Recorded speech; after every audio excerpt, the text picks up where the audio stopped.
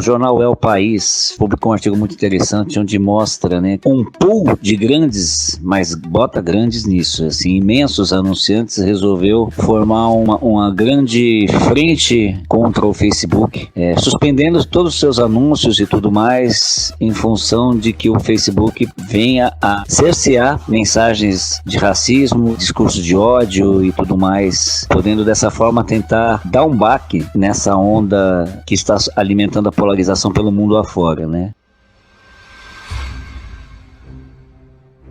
A coisa foi tão forte que Mark Zuckerberg, dono do Facebook, aceitou fazer uma reunião com esse grande pool de mega anunciantes, uma vez que mais de 7 bilhões da lucratividade foram por água abaixo só nesse pequeno movimento do final de junho para cá. Nem que seja de forma incipiente, você vê possível uma reação desse tipo contra a ultradireita, né, nos vários setores em que ela começa a se espalhar, até a ponto de chegar a um enfrentamento com governos totalitários como esses que a gente vem vendo nos Estados Unidos, no Brasil e em outros lugares do mundo? Você acredita que o mercado possa se voltar nesse sentido, num curto prazo ou no máximo em médio prazo? Porque acredito eu que só o mercado, infelizmente, só o mercado tem condição nesse momento de abalar o bangu desse projeto em curso no mundo todo. O que você pensa a respeito disso, amigo?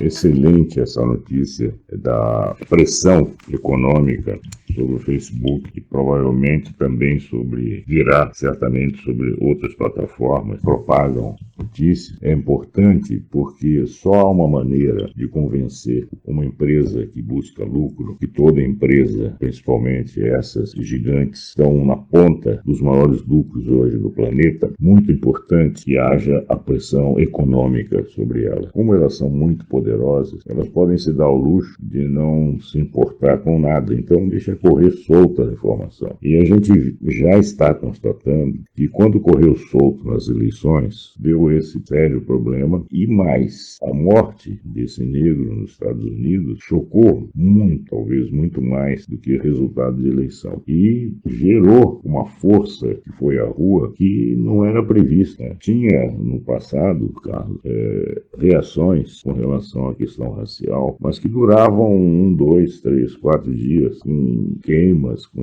incêndios, com depredações, etc. Mas depois sumiam. E desta vez, eu acho que a coisa foi muito além.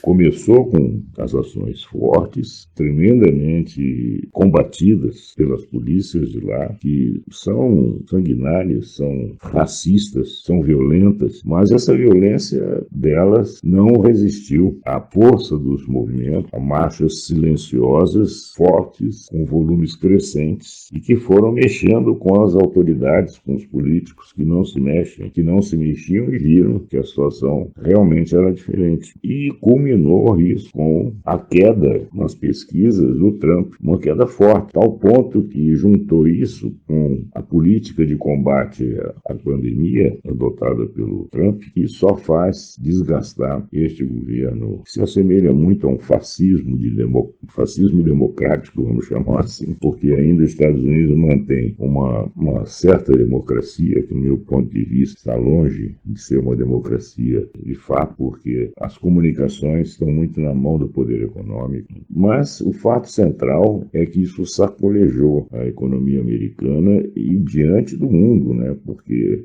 isso choca, né? Mostra que um país como os Estados Unidos, considerado uma democracia, não sei o quê, age dessa forma com a sua polícia e isso tem que ter um basta. Porque essa ameaça com relação racista, ela amanhã pode se virar para outro tipo de ameaça, né? Pode se esmar com outras coisas. O nazismo foi em cima dos judeus.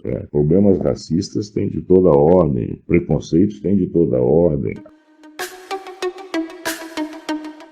Aqui no Brasil, a gente assiste esse governo só de preconceito. Infelizmente, é um governo completamente antidemocrático. É um governo que quer se apoiar exclusivamente no militarismo, na ditadura militar, num comando cego de observância aos valores que eles querem impor na sociedade, né? E deu a vitória aqui e lá nos Estados Unidos a essas figuras escrotas que estão ainda se sustentando em parte da opinião pública, e uma parte até razoável, né? Uma parte talvez mal informada, uma parte propensa a aceitar preconceitos, uma parte antidemocrática dentro da sociedade, né? Agora, o mundo está exigindo outras coisas. Pessoas, não importa se de esquerda ou direita, de qualquer coloração, as pessoas gostam de estar bem informadas e elas se deparam no dia a dia das comunicações dessas grandes plataformas,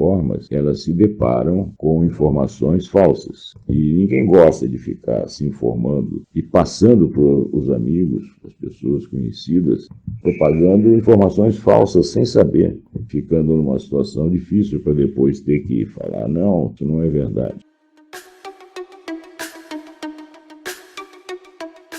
Mas o fato central é que as informações falsas estão servindo para alimentar o ódio e o racismo. E são dois males que atingem a democracia no mundo todo, a democracia. Portanto, a fake news é a expressão da antidemocracia, né? E aqui no Brasil, a coisa chegou a um ridículo tal que ao lado da sala do presidente tem uma fábrica de fake news. Tem uma fábrica comandada pelo seu filho, Carlos Bolsonaro. Tão na cara isso, e tão feito à luz do dia, que surgiu essa CPI, que é uma força de combate a isso, e que está ganhando força e está ameaçando este governo Bolsonaro, né? E fácil de comprovar. Não faltam meios tecnológicos para bem caracterizar isso e tomar atitudes mais sérias de acabar com esses farsários que ganham recursos públicos da gente, altos salários, só para enganar a população.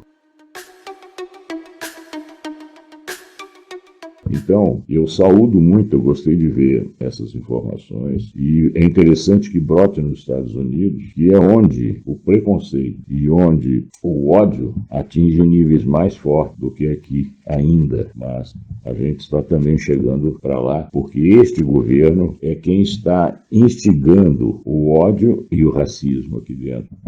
Então, vamos ver se as empresas começam aqui a tomar iniciativas nessa direção e elas vão ganhar mercado. Não só elas tiram as suas campanhas dessas redes, como também elas passam a ser vistas dentro da sociedade como aliadas da sociedade. Portanto, você passa a dirigir também as suas compras para elas, as suas aquisições, os seus serviços que você precisa a elas, né?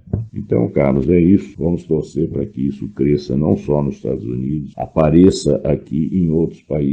E o jovem vai ser um grande propagador disso, que é um grande consumidor, o público jovem, e ao mesmo tempo é um grande comunicador. Ele se comunica muito entre si. Portanto, vamos ver se surgem movimentos semelhantes a esses que estão surgindo nos Estados Unidos e que se desenvolvam rapidamente aqui. Não faltam motivos para isso. Um abraço.